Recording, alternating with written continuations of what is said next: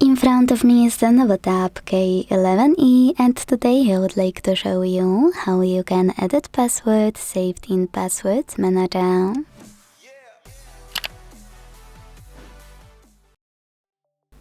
Start by opening Settings and scrolling all the way down to hit this section called Accounts and Sync. Then select Google under Preferred Servers. Click on Google Password Manager and select any password you wanna edit. Enter your screen log. Hit Edit button and change whatever you want to.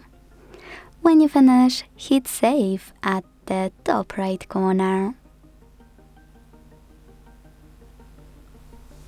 As you can see, after that, my password has changed.